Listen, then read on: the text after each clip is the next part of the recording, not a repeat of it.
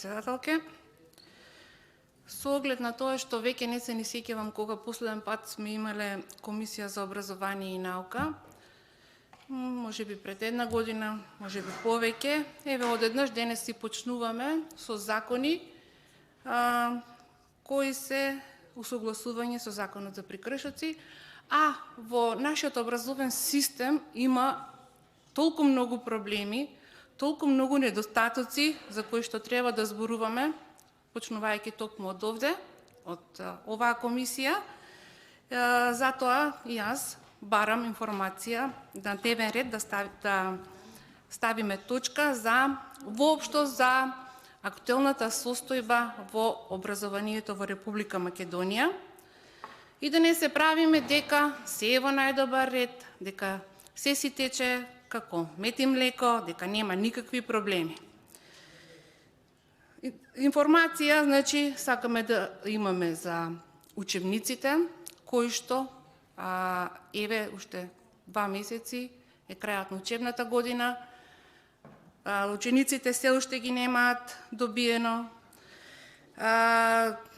Во еден учебник се сместени повеќе предмети, во тие учебници што ги имаат учениците полни со грешки, и тие грешки, замислете, откако се констатирани, се уште не се отстранети. Тоа не е реформа, кога, значи, скоро завршува учебната година, а учениците се без учебници.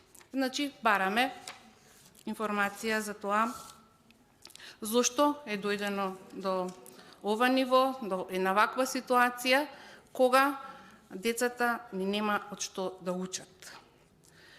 Колегата пред мене спомна дека бара информација за дојавите за бомби, па во ова и јас ќе се надополнам, затоа што ова е една многу сериозна ситуација која што не засегна сите нас и родителите, посебно учениците кои претрпаа огромни стравови, но и изгубија многу часови и ние се уште не знаеме како и на кој начин тие часови ќе бидат надоместени и уште полошо, оние знаења кои што децата требаше да ги стекнат со тие изгубени часови, на кој начин тоа ќе го направат.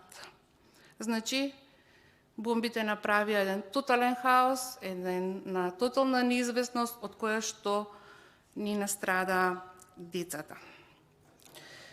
Исто така сакаме и бараме да биде разгледана и состојбата со бројот на намалување на деца во Република Македонија во основните и средните училишта. Пред некое време излегоа податоци дека драстично е намален бројот на ученици. Еве како пример ќе го земам Куманово, каде што во 2021 година имало 4508 деца, а веќе оваа година 4126 деца. Во Штип од септември до декември се отпишале 81 ученик. Кочани, прво полугодие се отпишале 63 ученици. И слична е ситуацијата во сите градови во Република Македонија, а како главна причина се наведува иселувањето. А зошто е тоа иселување? Сите знаеме дека е поради лошите политики на оваа влада. Генерално, значи, од година во година, бројот на деца во училиштата ни се намалува и во просек тоа е некаде околу 700 ученици. Ова не ги засега само учениците од средното и основното образование, тука се и студентите, каде што имам податок дека секоја година 10% и од македонските студенти заминуваат во странство и на сите факултети бројот на студенти се повеќе и повеќе се намалува и овде ќе ви кажам еден пример. Тоа е на правниот факултет. Ако во 2013-2014 година имало 1809 студенти, годинава таа бројка е преполовена, 923. На што се должи ова? Сакаме и ова да го знаеме. Уште пожално и поболно за мене како професор по македонски јазик е состојбата со катедрата за македонски јазик и книжевност, кога на времето беше вистинска борба таму да се запишеш, а во последните 2, 3, 4 години бројот на студенти се брои на една рака. На што се должи и ова? Сакаме да го знаеме.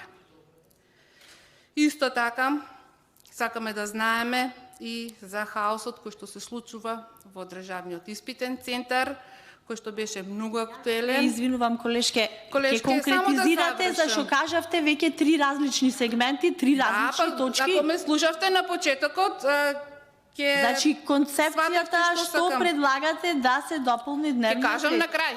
Аха. Да. Ќе кажам на крај, само бидете трапеливи, знам дека треба да си одите во 3:30, но еве до 3:30 ќе завршам. Значи, и за хаосот во Државниот испитен центар, каде што над 600 кандидати, кои што требаше да полагаат приправнички испит во септемвриската испитна сесија, ова право им беше ускратено, а исто така и на кандидатите за директори, кои ще се уште чекаат на милоста од Министерството за образование и наука. И општа констатација дека откако оваа гарнитура на власт во секој сегмент од образованието сме во пропаст. За студентите исто така сакаме да знаеме како тие истеруваат семестар, а не година, во условите во кои што живеат во студентските домови, кои се распаѓаат, дали и како ќе им се помогне. Исто така сакаме да знаеме до каде сте со капиталните инвестиции, почнувајќи од основното, завршувајќи до високото образование. И се на се, значи, јас барам како точка на дневен ред да се стави една општа информација за актуелната состојба во образовниот систем во Република Македонија во последната една година. Се надевам, почитувана председателка, дека бев јасна и дека ќе го ставиме на гласање мојот предлог. Благодарам.